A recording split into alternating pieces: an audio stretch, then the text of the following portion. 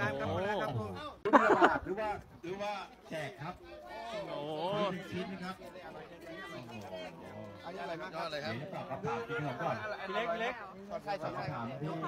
ชื่อ เนี่ยอันนี้ เติมนะครับ อันนี้ ที่ เป็น เติม ลูกตาล นะครับ อันนี้เป็นสอดไส้ คำถามที่มากครับ อร่อย ขโมยเด็กเพิ่มพลังแน่นอน ครับ คำถามนี้คือ เมืองโบราณครับ ต้นไม้ อร่อยมากครับ มันไม่ใช่สารอาหาร ไม่อร่ อั อย นหลังก็อร่อย ต้นไม้ ถ้าเกิดไม่อร่อยก็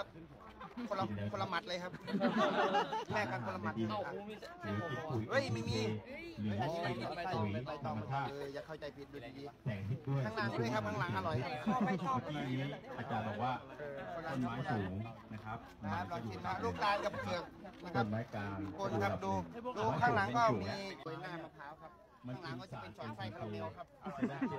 ต่อไส้คาราเมลนะครับ แต่เข้าใจไหมว่าต้นไม้เนี่ยมันมีช้อนไหม